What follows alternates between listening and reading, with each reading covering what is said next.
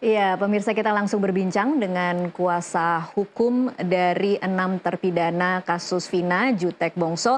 Pak Jutek, apa catatan terbaru Anda dari hasil gelar perkara awal yang hari ini dilakukan di Bareskrim, termasuk juga dengan perkembangan setelah ada kesaksian terbaru dari Dede? Baik, terima kasih Mbak Tasya. Bahwa betul tadi kami diundang oleh Bareskrim untuk melakukan gelar perdana terhadap laporan kami terhadap Aib dan Dede. Kenapa kami laporkan Aib dan Dede? Oleh karena kami merasa keterangan mereka yang menyatakan melihat adanya lemparan batu, kejar-kejaran antar geng motor, pemukulan, lalu penusukan yang bawa bambu dan sebagainya. Yang cerita itulah awal dari konstruksi ke-6 bahkan 8 orang dalam kasus ini divonis ya. 7 diantaranya seumur hidup, 1 8 tahun dan 3 DPO.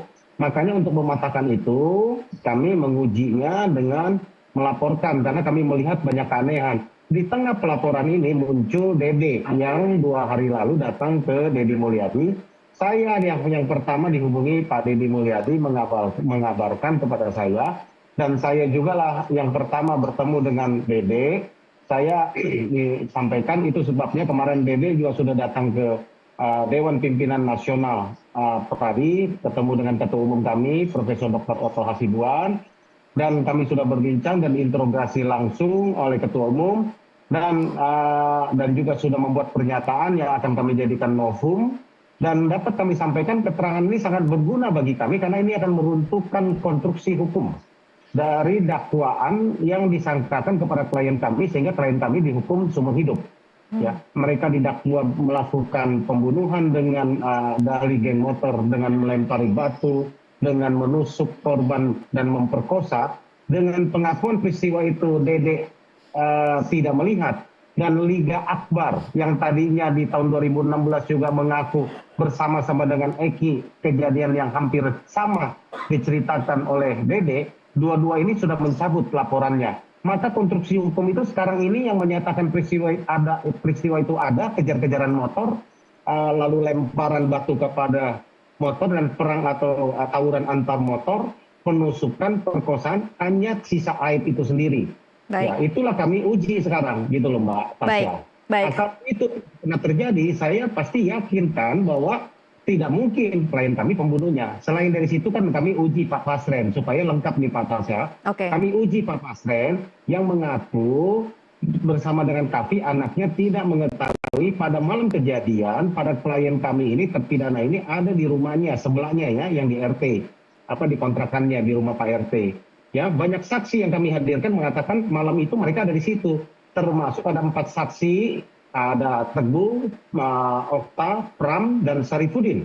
Juga mencabut laporannya di awal-awal. Ya, mengatakan yang tadinya di 2016 mereka bersaksi bahwa tidak bersama-sama dan menguatkan keterangan Pak Pasren dan Kavi, justru mereka menyatakan betul, justru bersama dengan Kavi mereka semua malam itu ada di rumah Pak RT sebelahnya di kontrakan itu sampai pagi. Dan 2 cerita ini kan sangat penting buat kami untuk mengajukan PK gitu Mbak Tasya. Baik, Pak Jutek, tapi Anda memang berkali-kali mengatakan cukup hati-hati ketika akan mengajukan PK ini. Apa yang Anda tunggu, ataukah memang ada informasi lain yang Anda sedang kumpulkan atau seperti apa Pak Jutek?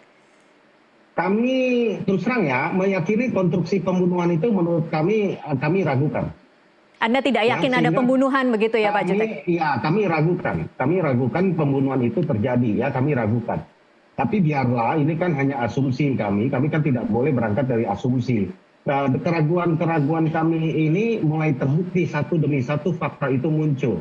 Ya kan, ini kami ingin buktikan apakah dugaan kami benar apa tidak. Kalau memang itu pembunuhan itu ternyata penyidikan ada, ya siapa pembunuhnya? Kalau bukan klien kami, tolong klien kami dibebaskan dengan bukti PK yang akan kami sampaikan. Itu sebabnya kami mulai dulu dari fakta-fakta yang kami ketahui, kami uji, ya makanya 3 LP kami uji. Sebenarnya kalau kami mau laporkan banyak yang kami mau laporkan, cuman kan habis tenaga kita nanti hanya untuk saling melaporkan ya. Tapi tidaklah kami lakukan itu, tapi ya cukuplah dengan Pak Pasren, Kavi, ya, kemudian Aep, Dede, dan juga Rudiana ini. Semoga lewat 3 LP ini menjadi pintu masuk bagi Mabes Polri.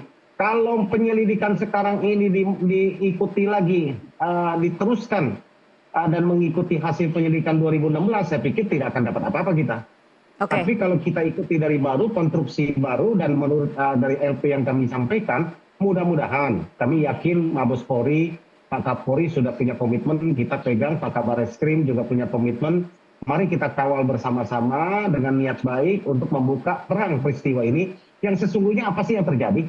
Baik. Kita boleh menduga, gitu kan. Nah, Iya. apakah benar dan tidak benar, biarlah Pak Barreskrim yang akan menentukan, gitu Mbak Tasya. Baik, Pak Jutek, dari 3 laporan yang tadi Anda katakan memang sudah masuk atas nama 6 terpidana yang Anda wakili untuk Ketua RT Pasren, kemudian Aep, Dede, dan juga untuk Ibtu Rudiana atas dugaan penganiayaan dan penyiksaan untuk Hadi Saputra.